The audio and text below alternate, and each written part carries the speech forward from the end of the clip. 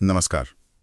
आज हम महिलाओं की सुरक्षा से जुड़े कुछ अहम भारतीय कानूनों पर नज़र डालते हैं। हमारे पास कुछ कानूनी दस्तावेजों के अंश हैं और हम कोशिश करेंगे कि इनका सार समझें। मतलब ये कानून असल में क्या सुरक्षा देते हैं, इनकी खास बातें क्या हैं। जी बिल्कुल। और हमारा मकसद यही है कि इन ज़रूरी कानूनों को जो प्रावधान है उन्हें सरल तरीके से समझें, खास तौर पर उन स्थितियों के लिए जहां महिलाओं को आप जानते हैं घर के भीतर या समाज में शोषण का सामना करना पड़ता है। हाँ, तो शुरुआत करते हैं घरेलू हिंसा से महिला संरक्षण अधिनियम 2005 से।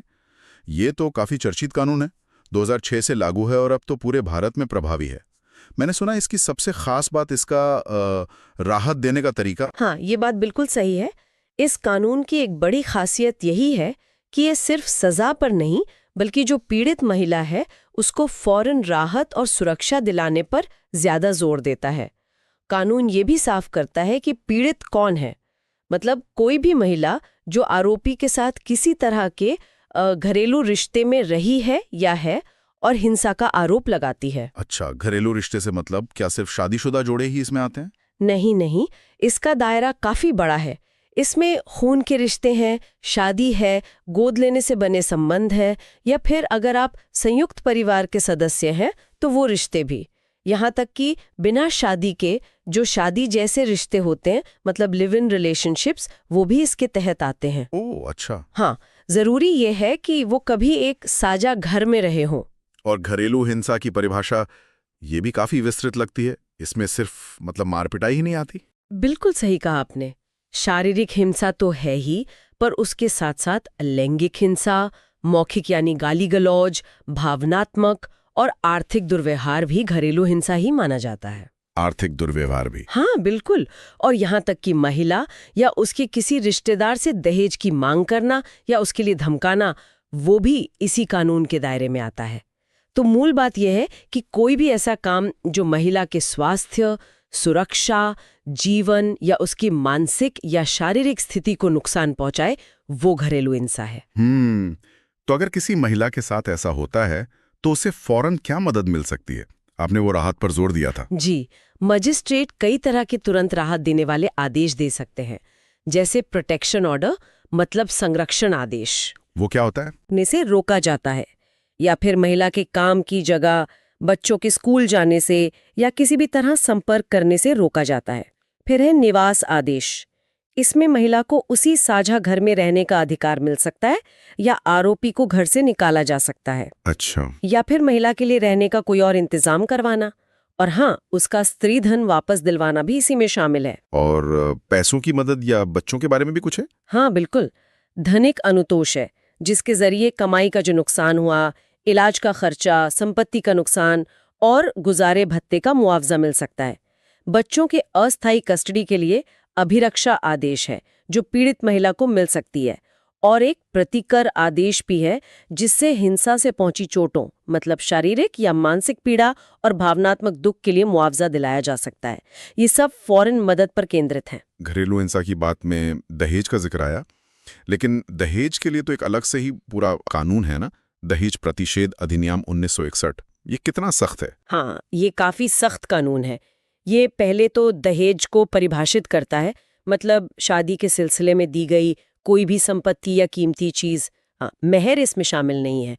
और इसकी सबसे अहम बात यह है कि न सिर्फ दहेज देना या लेना अपराध है, बल्कि दहेज मांगना भी एक दंडनीय अपराध है। अच्छा। सिर्फ मांगना भी उतना ही गंभीर है। सजा क्या है इसके लिए? देखिए, दहेज लेने या देने पर कम से कम 5 साल की कैद और जुर्माना 15,000 रुपए या दहेज की कीमत जो भी ज्यादा हो उतना हो सकता है। और सिर्फ दहेज मांगने पर भी 6 महीने से 2 साल तक की कैद और 10,000 तक का जुर्माना हो सकता है।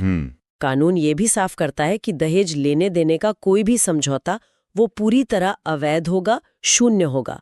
और अगर दहेज ले भी लिया गया है तो वो महिला की अमानत मानी जाएगी और उसे एक तय समय में लौटाना होगा, वरना वो भी एक अलग अपराध है। चलिए, अब एक और गंभीर मुद्दे पर आते हैं, मानव तस्करी और महिलाओं का यौन शोषण। इसके लिए अनैतिक व्यापार निवारण अधिनियम 1956 है। ये मुख्य रूप से किन अपराधों को रोकता है? जी, ये कानून वेश्यावृत्ति से जुड़े शोषण के कई पहलुओं को कवर करता है, जैसे वेश्यालय चलाना या उसमें किसी भी तरह मदद करना, या फिर वेश्यावृत्ति की कमाई पर गुजारा करना, किसी को बहला फुसलाकर या मजबूर करके वेश्यावृत्ति में धकेलना, सार्वजनिक जगहों पर या उसके आसपास वेश्यावृत्ति करना या करवाना। अच्छा। खास तौर पर अगर पीड़ित बच्चा है या नाबालिग है तो सजा बहुत ज्यादा सख्त हो जाती है। इसका मकसद असल में जो ये पूरा व्यावसायिक यौन शोषण का नेटवर्क है उसको निशाना बनाना है। और आखिर में कई बार हम देखते हैं कि विज्ञापनों में या मीडिया में महिलाओं का चित्रण काफी आपत्तिजनक होता है। क्या इसे रोकने के लिए भी कोई कानून है? हाँ, बिल्कुल है। इसके लिए स्त्री अशिष्ट निरूपण प्रतिषेध अधिनियम 1986 है। ये कानून विज्ञापनों में, किताबों में, प्रकाशनों में, पेंटिंग्स में या किसी भी और तरीके से महिलाओं के अशिष्ट, अपमानजनक या अशोभनीय चित्रण पर रोक लगाता है। अशिष्ट निरूपण मतलब? Indecent representation. जी, ऐसा चित्रण जो सार्वजनिक नैतिकता के खिलाफ हो, इसका उल्लंघन करने पर सजा का प्रावधान है। पहली बार दोषी पाए जाने पर 2 साल तक की कैद और जुर्माना हो सकता है, और अगर अपराध दोहराया जाता है तो सजा और भी कड़ी हो सकती है। ये कदम महिलाओं की गरिमा को बनाए रखने के लिए बहुत जरूरी है। तो हमने देखा कि महिलाओं को अलग अलग तरह के शोषण और हिंसा से बचाने के लिए कई महत्वपूर्ण कानूनी हथियार मौजूद हैं।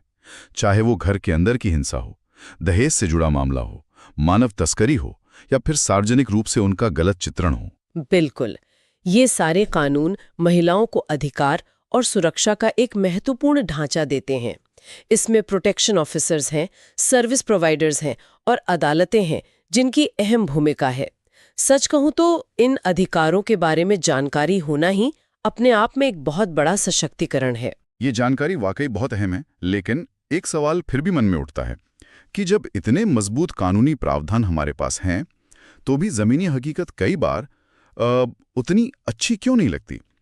इन कानूनों को कागज से उतारकर असल जिंदगी में और ज्यादा प्रभावी बनाने के लिए समाज को और हमारी व्यवस्था को और क्या करने की जरूरत है? ये एक सोचने वाली बात है। नमस्कार।